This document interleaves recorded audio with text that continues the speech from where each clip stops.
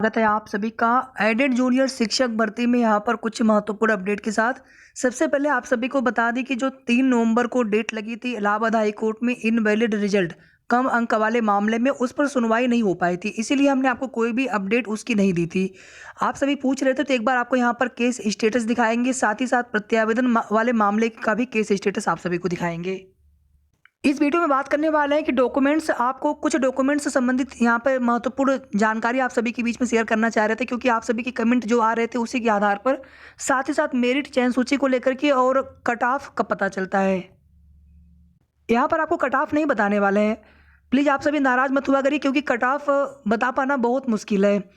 जितनी कम सीटें हैं और अभ्यर्थी जितने ज़्यादा हैं, और अभी तक जो कुछ भी आप देखेंगे विभिन्न प्लेटफॉर्म पर सर्वे कराए गए हैं, जो हमने सर्वे कराए हों या फिर जो आप सभी ने स्वयं से डाटा इकट्ठा किया हो, सभी को अगर दृष्टिगत रख करके भी देखा जाए तो भी बहुत ज़्यादा हम लोग सटीक कट ऑफ नहीं बता पा रहे हैं।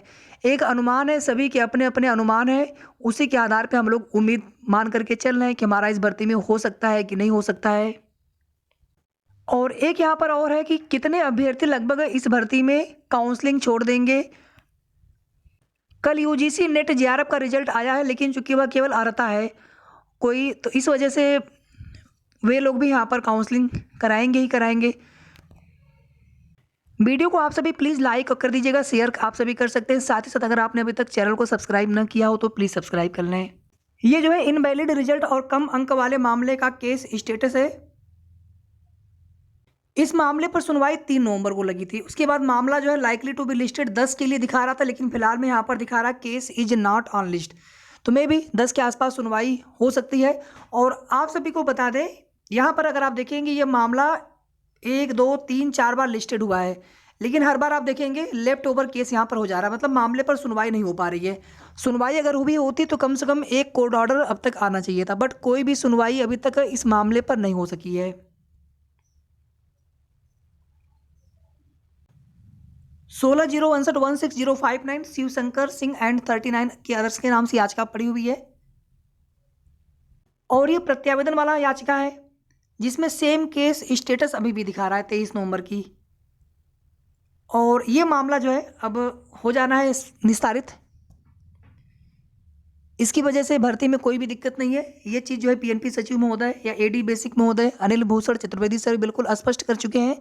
तो अब यहाँ पर केवल और केवल भर्ती में जीओ का इंतजार किया जा रहा है। जैसा कि आप देखेंगे कि विभाग के अपने स्तर से कार्य तेजी से किए जा रहे थे, और आप देखेंगे कि जिस दिन कुछ अभ्यर्थी, कुछ हमारे भाई लखनऊ भी गए थे, उसके फिर नेक्स्ट डे निदेशालय प्रयागराज भी गए थे, जहां लगातार जूनियर एडेड शिक्षक भर्ती पर कार्य हो रहा था। और रविवार को एक मीटिंग की भी जानकारी दी गई थी। उसके बाद जो है फाइनली प्रस्ताव शासन को 1 सप्ताह का समय दिया गया था। तो ये मानकर हम लोग चल सकते हैं कि 10 11 12 तक जो है अधिकतम शासन से अनुमति मिल जानी है प्रस्ताव पर। और इसी समय में 10 11 12 13 में ही कभी भी भर्ती का जीओ आ जाना है। बहुत अगर देरी हुई तो 14 या फिर 15 तक 100% भर्ती में जीओ आने वाला है।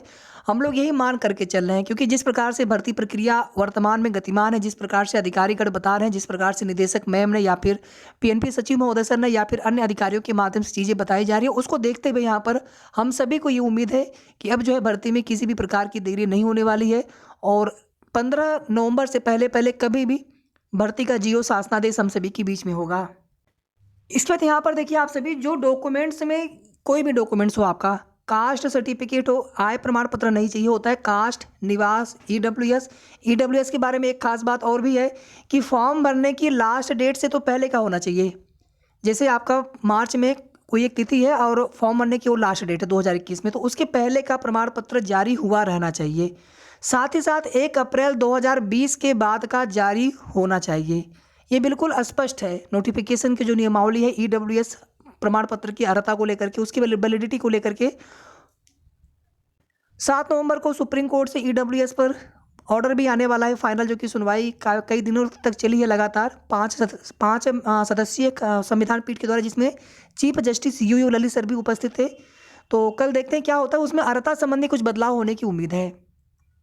इसके बाद देखिए, जैसे मान लीजिए आपने फॉर्म भरा होगा, उसका प्रिंट आउट आपके पास वर्तमान में ना हो, एडमिट कार्ड आपने रखा हो, मतलब कुछ ऐसी चीज़ें हैं जिनके बिना कार्य तो चल जाता है, लेकिन कुछ डॉक्यूमेंट जो होते हैं आपको हर हाल में चाहिए ही चाहिए होते हैं। जैसे रिजल्ट हो गया आपका, जो आप रिजल्ट आपका है, तो प्रिंट आउट हो सकता है आप निकलवा पाए हो, ना निकलवा पाए हो, पीडीएफ आपके पास सेव हो, ना सेव हो, आप रिजल्ट देख पाए उस समय, ना देख पाए उस समय। तो जब दोबारा से लिंक एक्टिवेट होता है, उसी समय ही रिजल्ट जो है देख पाएँगे हम लोग, या फिर उसी समय। और जिनका रिजल्ट आया होगा क्वालिफ़ाइड 90-97 होंगे, तो 100% है कि उन्हीं से प्रेफ़रेंस लिया जाएगा। उन्हीं के आगे अगर चयन सूची में आते हैं, मेरिट लिस्ट में आते हैं, तो उन्हीं का मेरिट लिस्ट में नाम होगा। कट ऑफ कब पता चलती है? जब मेरिट लिस्ट आ जाती है तभी। मेरिट लिस्ट के साथ में ही कट ऑफ पता चलेगी। और जिस तरह से 69,000 शिक्षक भर्ती में विवाद हुआ है, उसको देखते हुए कुछ परिवर्तन इस भर्ती में होने की पूरी उम्मीद है। जैसे कि आप देखेंगे वहाँ पर जिला आवंटन में काफ़ी ज़्यादा जो है विवाद हुआ है। एमआरसी वाले मामले में 68,500 में एमआरसी लागू नहीं था, और यहाँ पर एमआरसी लागू था। तो उसके बाद इतना ज़्यादा विवाद हो गया है कि यहाँ पर जिला आवंटन की, जिला प्रेफ़रेंस की क्या प्रक्रिया हो सकती है, उसके बारे में कुछ भी प्रेडिक्ट कर पाना मुश्किल हो जा रहा है। अगर सेम वही प्रक्रिया अगर देखें, तो पहले प्रेफ़रेंस लिया जाना चाहिए, और यही उचित भी होगा, ताकि जो भी अभ्यर्थी, मेरे हिसाब से कम 200 से 250 अभ्यर्थी ऐसे होंगे जो फाइनली काउंसलिंग नहीं कराएंगे। मैं काउंसलिंग तक की बात कर रहा हूँ, प्रेफरेंस तक की नहीं। जो काउंसलिंग तक जो है फाइनली लगभग 250 ऐसे अभ्यर्थी हो सकते हैं। हालांकि ये आंकड़ा बहुत ज़्यादा आपको लग रहा होगा, लेकिन अभी तक कई रिजल्ट को दृष्टिगत रखते हुए हमारे जानकारी में एक ऐसे अभ्यर्थी था जो जूनियर एडेड शिक्षक भर्ती में जिनके गुणांक अच्छे हैं, लेकिन उनका जो सिलेक्शन है पीसीएस में हो गया था। तो वे यहाँ पर क्यों आएंगे काउंसलिंग कराने? किसी का अपर ग्रेड पे में हो गया होगा, तो इसी तरह से। और जो बेसिक में काफ़ी पहले से कार्य कर रहे होंगे, तो वे लोग भी यहाँ पर नहीं आना चाहेंगे। ये एडेड की भर्ती है। बहुत सारे रीज़न हो सकते हैं, बाकी सभी के अपने विचार हैं, काउंसलिंग छोड़ना या काउंसलिंग कराना।